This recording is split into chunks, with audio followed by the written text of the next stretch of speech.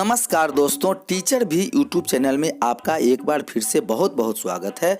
आप अभी तक इस चैनल को सब्सक्राइब नहीं किए हैं तो लाल रंग का बटन दबाकर चैनल को सब्सक्राइब कर ले और बगल के घंटा बजा दे ताकि इस चैनल पर जो वीडियो अपलोड हो वह सबसे पहले आप तक पहुंचे। हाँ दोस्तों, शिक्षा एवं शिक्षक से जुड़ी हर खबर पाने के लिए आप हमारे वेबसाइट www.teacharbhi.com पर भी जाकर सर्च करके आप जानकारी प्राप्त कर सकते हैं या विभागीय पत्र प्राप्त कर सकते हैं। तो आइए जानते हैं इस वक्त सबसे बड़ी खबर क्या आ रही है। इस वक्त सरकारी कर्मचारियों के लिए बड़ी खुशखबरी आ रही है। 11 लाख कर्मचारियों को मिलेगा एक और भत्ता, सैलरी में आएगा बड़ा उछाल।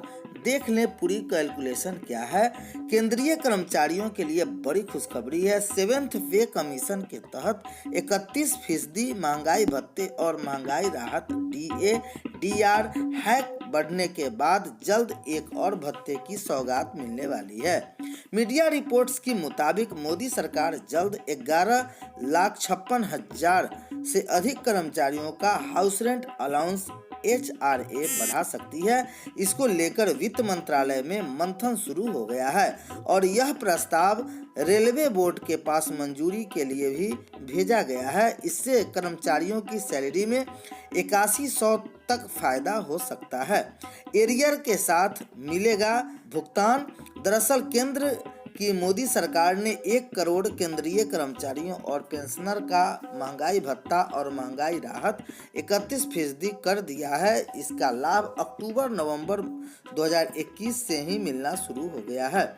अब खबर आ रही है कि जल्द ही मोदी सरकार कर्मचारियों का HRA भी बढ़ा सकती है। इसको लेकर Indian railway technical supervisor association IRTSA और national federation of railway main NFIR ने 1 जनवरी 2021 से HRA लागू करने की मांग की है। मीडिया रिपोर्ट्स की माने तो मोदी सरकार ही हाउस रेंट अलाउंस HRA में बढ़ोतरी कर सकती है, जिससे सैलरी में बड़ा उछाल देखने को मिल सकेगा। मीडिया रिपोर्ट्स के मुताबिक इस संबंध में वित्त मंत्रालय ने मंथन शुरू कर दिया है और प्रस्ताव को मंजूरी के लिए रेलवे बोर्ड के पास भेज दिया गया है। अगर इस प्रस्ताव को मंजूरी मिलती है तो जनवरी 2021 से कर्मचारियों को HRA मिल सकेगा। इसके बाद सैलरी में अच्छी खासी बढ़ोतरी होगी। इसके तरह कर्मचारियों को न्यूनतम 5400 रुपये और अधिकतम 8100 रुपये महीने का फायदा होगा। उदाहरण के तौर पर अगर किसी का मूल वेतन 30,000 रुपये है तो उसे लगभग 5400 रुपये और 8100 रुपये तक के प्रतिमाह का HRA का लाभ मिल सकेगा। रिपोर्ट्स की माने तो AG ऑफिस ब्रदर्सहुड के पूर्व अध्यक्ष और अखिल भारतीय लेखा और लेखा परीक्षा समिति के महासचिव हरिशंकर तिवारी के अनुसार महंगाई भत्ते में वृद्धि से उनका मकान किराया भत्ता HRA और परिवहन भत्ता TA बढ़ जाएगा। 7th पे कमीशन के पे मैट्रिक्स के मुताबिक हर लेवल के कर्मचारी के वेतन में अलग अलग बढ़ोतरी होगी। 7वें वेतन आयोग के तहत DA 25% से अधिक हो जाएगा तो HRA भी बढ़ सकता है। इसकी दर 8, 16, 24% से बढ़कर 9, 18, 27% हो जाएगी। तो इस प्रकार केंद्र के साथ साथ राज्य सरकार ने भी अपने कर्मचारियों को बढ़ा हुआ वेतन भुगतान करने का फैसला ले सकेगा। और जिस तरह से अक्टूबर-नवंबर से मिलने की बात जो चल रही है केंद्र सरकार के द्वारा, अब राज्य सरकार ने भी अक्टूबर-नवंबर के महीने के वेतन में ही प्लस कर करके भेजना शुरू करेगी।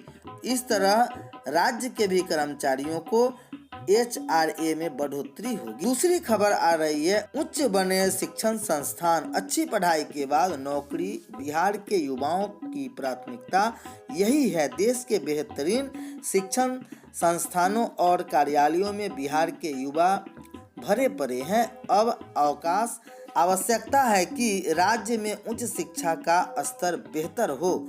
तनिक और प्रबंध की शिक्षा देने वाले अंतर्राष्ट्रीय स्तर के संस्थान खुले। अच्छी बात है कि बिहार के सभी जिलों में इसी वर्ष से स्नातकोत्तर की पढ़ाई प्रारंभ हो जाएगी। वर्तमान में 29 जिले में यह व्यवस्था है, शेष 9 जिले बाकी रह गए हैं, वहां भी इसे शुरू करने की तैयारी है।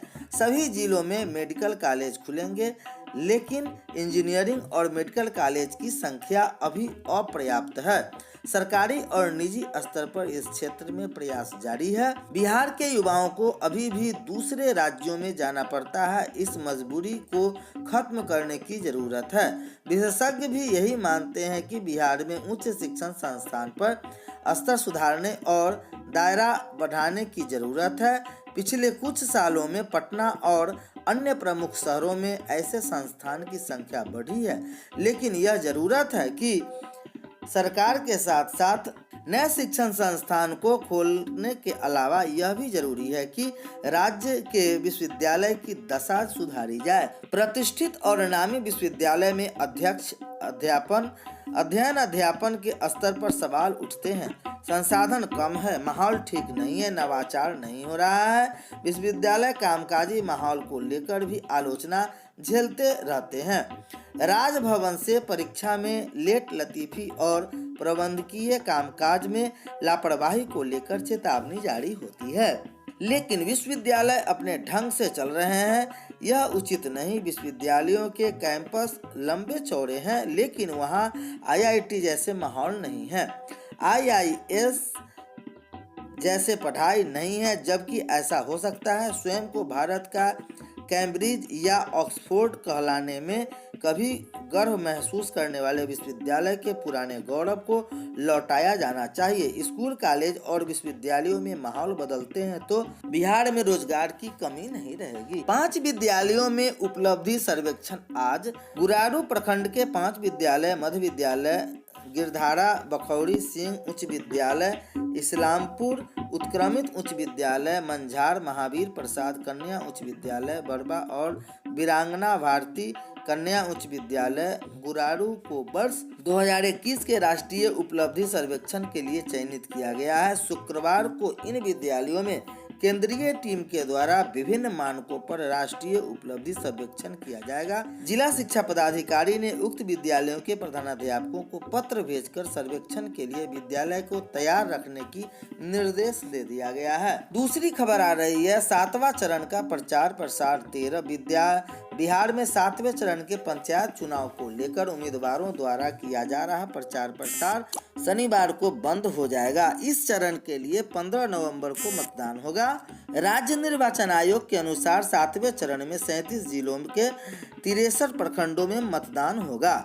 इस चरण में सर्वाधिक प्रखंडों में एक साथ चुनाव कराने की प्रक्रिया निर्धारित की गई है। छठ महापर्व के समापन के बाद प्रशासन एक बार फिर से त्रिस्तरीय पंचायत चुनाव कराने में जुट जाएगा। 7वें चरण को लेकर 37 जिलों के कुल 12,786 मतदान केंद्र बनाए गए हैं। कुल 27,730 सीटों के लिए चुनाव होगा। इस चरण में 2207 सीटों पर निर्विरोध चुनाव संपन्न हुआ है।